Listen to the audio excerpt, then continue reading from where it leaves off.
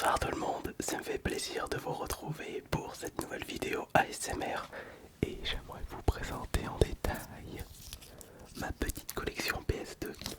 En effet, petite collection, je ne possède pas beaucoup de jeux par rapport à d'autres plateformes, même si j'ai passé pas mal de temps lors de ma jeunesse.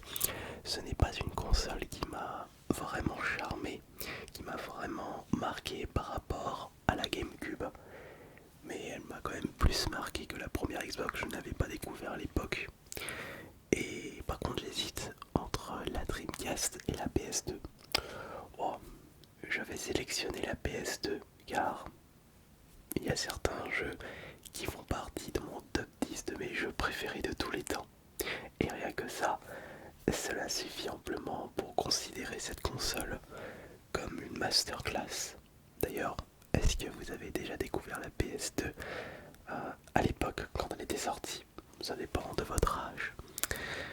Mais pour les personnes qui ont découvert la PS2 à l'époque, vous devez être déjà assez âgé. Ou je dirais que vous avez à peu près la trentaine.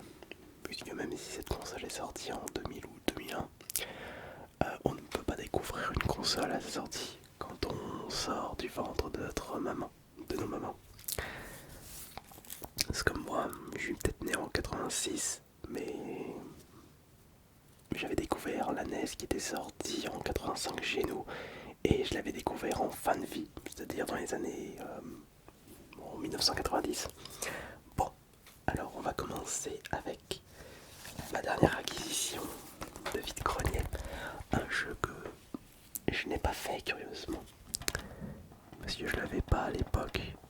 Mais là je l'ai trouvé pour vraiment pas cher en vide-grenier. Le Scarface The World Is Yours. Une petite pépite cachée, d'après ce que j'ai pu comprendre. Alors le jeu suivant est une belle pépite que je n'avais pas découvert avec la PS2, mais plutôt avec sa version GameCube. Killer 7. Un jeu complètement barré de chez Suda 51, dans les mêmes délires que les autres jeux de chez Grasshopper Manufacture. Donc on avait... Ah bah tiens, d'après ce que m'a dit mon frère, ils ont annoncé le remaster de Shadow of the Mud. Il va être cool, c'est un jeu 360 PS3, Killer 7. Pas à la portée de tous les joueurs. Il faut un certain temps d'adaptation pour comprendre le principe et surtout les messages cachés derrière l'histoire. Joli plot twist à la fin.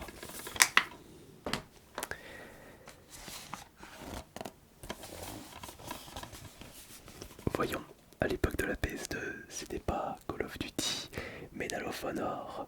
Les meilleurs FPS, c'était les Time Splitters.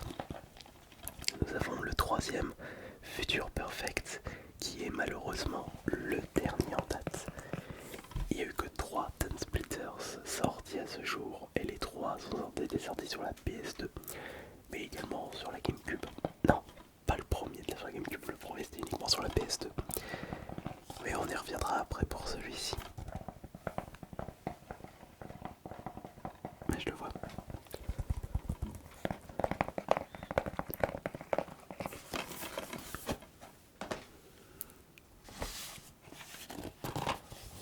Ici nous avons Micro Machine, des jeux de course avec des petites voitures, des toutes petites voitures télécommandées. Mais moi j'avais arrêté la série des Micro Machines à partir de Micromaniacs sur la PS1. Après celui-là j'ai dû le tester une ou deux fois, mais ça m'a pas charmé. Bon, là on va passer à du lourd, mais à du très très lourd, avec le jeu PS2 le plus vendu et très certainement la série la plus célèbre de l'histoire des jeux vidéo. Mais est-ce que cette série que je vais vous présenter est-elle plus connue que Super Mario? Ou dans l'esprit des joueurs, ça se bat.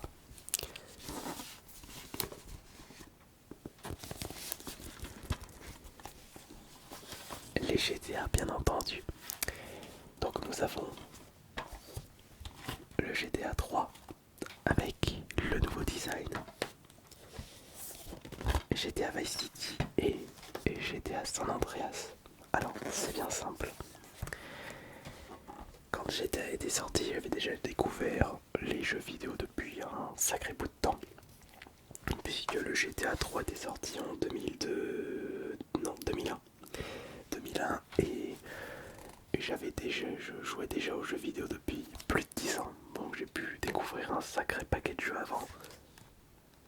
Mais quand celui-ci était sorti et quand je l'avais testé, oh, je peux vous garantir que ça a été une énorme claque.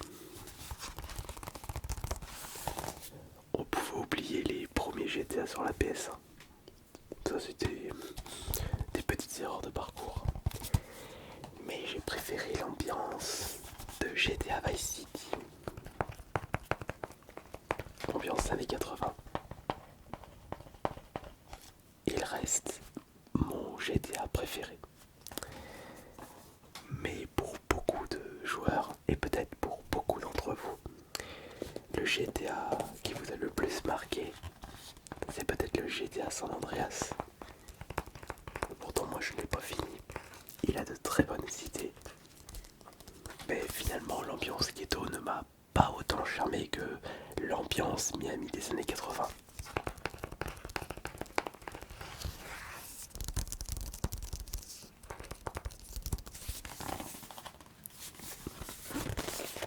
Ça se tend des jeux.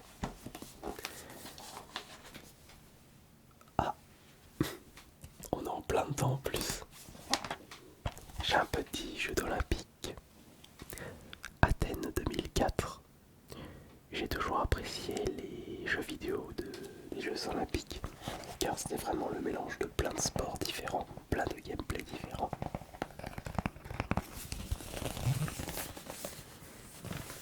D'ailleurs, ils sont pas sortis de jeux vidéo JO de Paris. C'est bizarre ça. Alors, le jeu suivant. Attendez.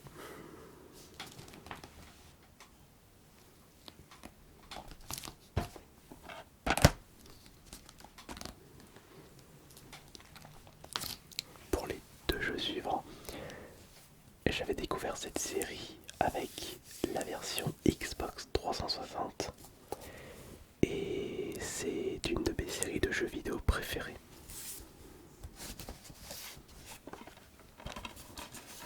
Les Guitar Hero. C'est quand même étonnant de constater que le premier Guitar Hero était un jeu PS2. Et j'ai encore les guitares, bah d'ailleurs il y a la guitare de Guitar Hero 2 qui se trouve juste à côté que j'ai trop envie de grogner. Sauf que j'ai pas accès. Attendez. Et je vais aller le récupérer pour vous le montrer.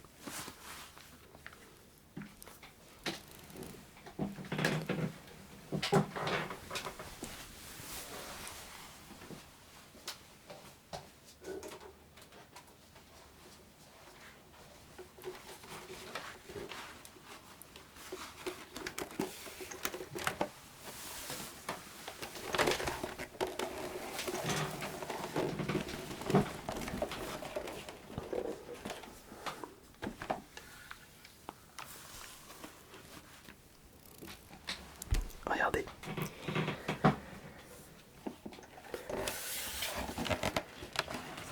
Ça faisait vraiment play school à l'époque. Mais je trouvais que le concept était franchement incroyable. Puis c'est peut-être aussi parce que je suis un grand fan de métal.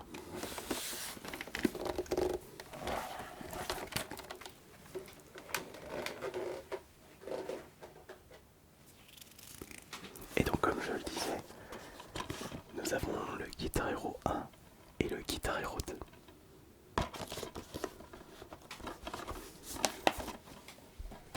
Mon préféré, ouais, je vais dire le 3, même si je suis assez fan de Rock Band. De toute façon, Rock Band a été créé par les anciens Guitar Hero.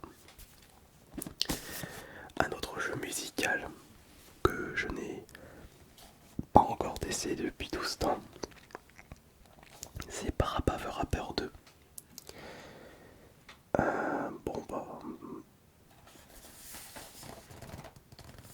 pas commun ce jeu. Je peux pas vous dire grand chose puisque je ne l'ai pas joué.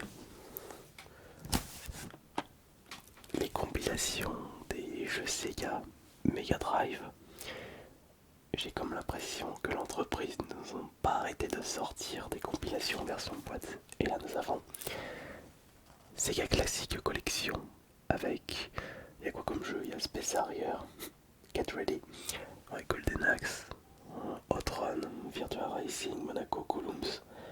Il n'y a pas de Sonic dans celui-là, tiens, c'est bizarre. Alors là, ah non mais, c'est lequel de Golden Axe? C'est un Golden Axe, ah non ça c'est Banzan Bros. J'ai l'impression qu'il s'agit d'un Golden Axe version arcade.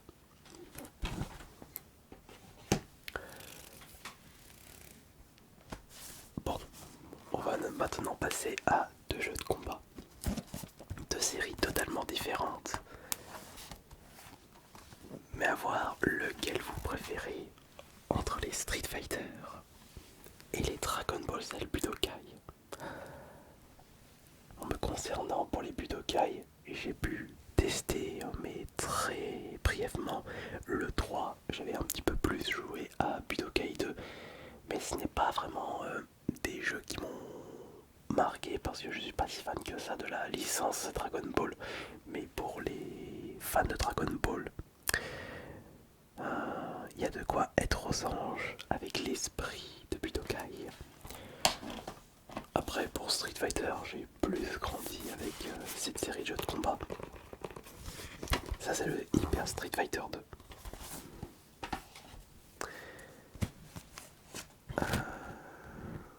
C'est pas celui-ci que...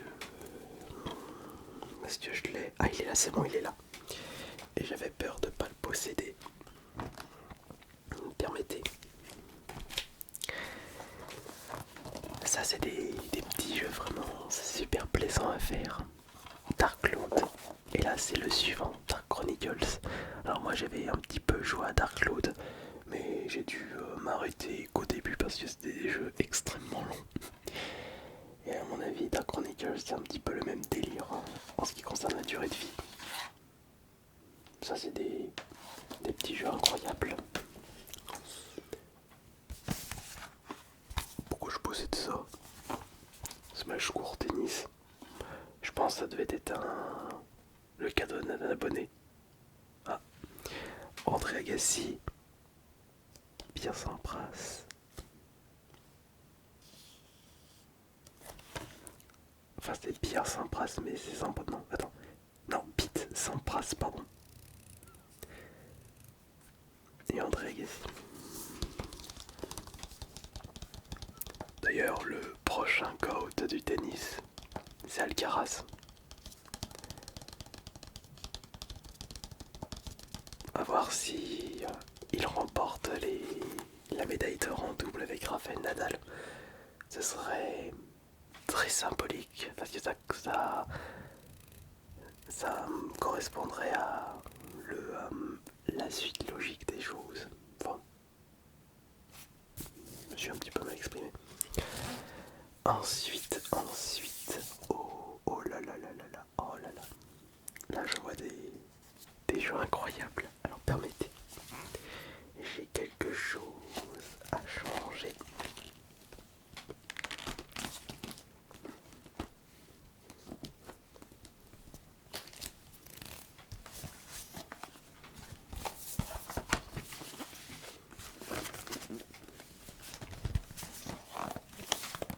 Ok, en extermination. Une petite pépite cachée sortie en début de vie de la PS2. Enfin, je dis petite pépite cachée. Faudrait que je me remate un petit gameplay de ce jeu. Mais je l'avais pas terminé à l'époque. Mais c'était quelque chose d'intéressant. Par contre, la prochaine série de jeux, ma préférée de la PS2. Et puis, il y a mon jeu PS2 préféré et mon deuxième jeu préféré de tous les temps.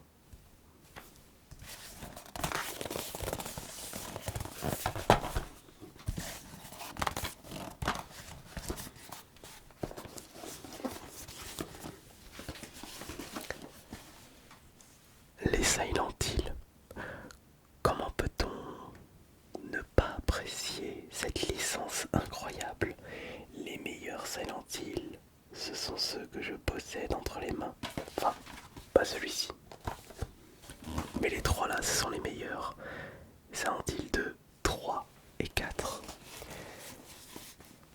D'ailleurs j'ai envie de me refaire une petite partie. Alors pour commencer, le Silent Hill Origin est juste un portage de la version PSP. Sauf que quand on joue à ce jeu en mode grand écran, on voit tous les défauts d'un jeu console portable. Et donc ça c'est le meilleur, mais de peu par rapport aux deux. Si vous désirez jouer au meilleur jeu d'horreur, jouez ces deux jeux. Il y a des compilations PS3 et 360, et en plus la version 360 est compatible avec la Xbox Series. Même s'il coûte à peu près 50-60 € pour la compilation sur 360, vous aurez pour votre argent par rapport à leur qualité. Hâte de voir le résultat final du remake de ces deux. Oh, les musiques, l'histoire, l'ambiance, tout y est. C'est nickel. Et le 4, il est extrêmement barré. Il est angoissant aussi, puisqu'on a un petit peu la peur claustrophobe. Mais il y a de très bonnes idées là aussi. De toute façon, les Silent Hill, jusqu'à un certain stade, c'était des jeux incroyables. On va oublier le Silent Hill Book of Memory sur la PS Vita. Oh la purge. On va maintenant passer à l'autre série célèbre des Survival Horror, c'est Resident Evil. Après il y en a d'autres aussi.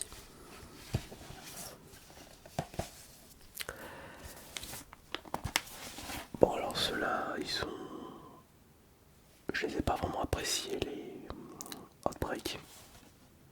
Ils sont particuliers.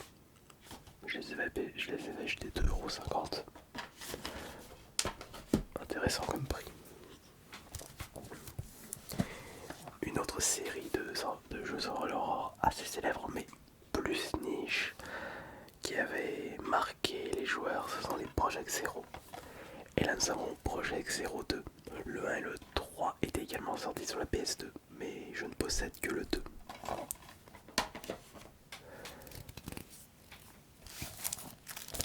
J'ai également des petits jeux 9 sous blister, enfin ils sont au nombre de 2 dans cette collection PS2.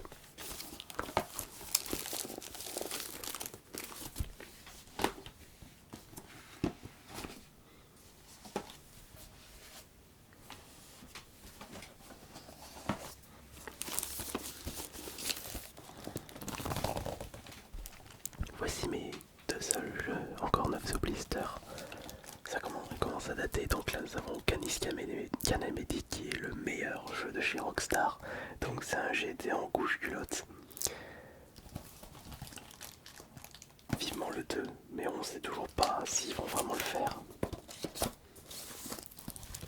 Et là nous avons Wipeout Pulse, célèbre jeu de course futuriste des consoles PlayStation.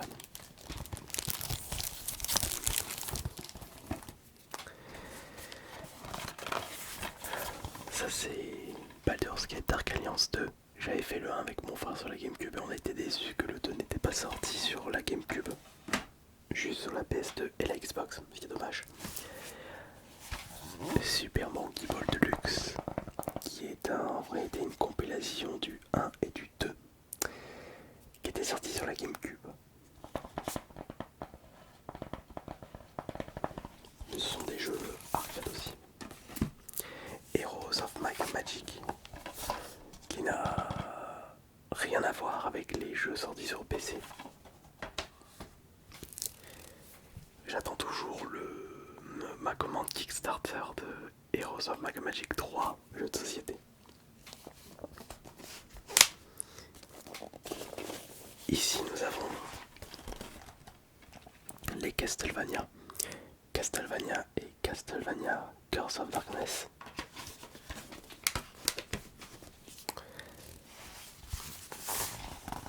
Shadow of the Colossus. Et je dois encore posséder les cartes postales.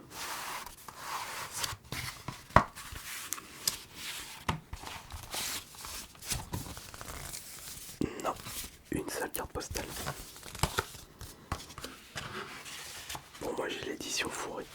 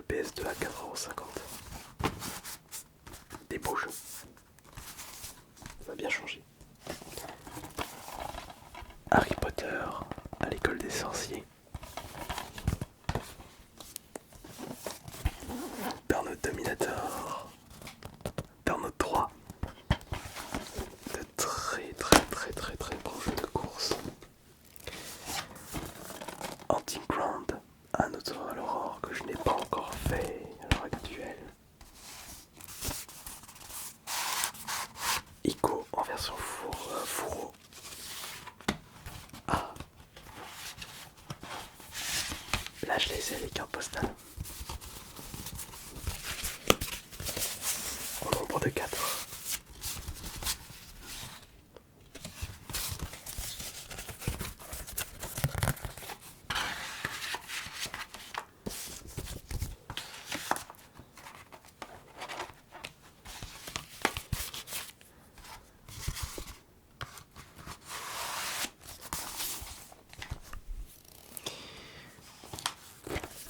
Nous continuons avec Primal. Ça c'est Circus, Maximus, Rock Band, Sangpak 1. Oh, le premier Red Dead. Oui, parce que avant Red Dead Redemption, c'était Red Dead Revolver. PS2. On a Star Ocean, Ratchet Clank, Gladiator. Non, Ratchet Gladiator, parce que Clank n'y est pas dans ce jeu. Le premier Mafia. Je préfère le 2. Le premier Manhunt. Jeu de taré bien sûr. Le premier Sly Raccoon. James Bond. Qui tout double. Crash Nitro Kart. Et évidemment, je souhaite terminer cette présentation de ma collection PS2 avec mon tout premier jeu PS2. Enfin, c'était plutôt le premier jeu PS2 que j'avais testé dans ma vie. C'était chez mon cousin. C'était celui-ci. Splitter, le premier. Et ce qui nous avait charmé, mon frère et moi, c'est parce qu'il était possible déjà de jouer à plusieurs sur le même écran, jusqu'à 4.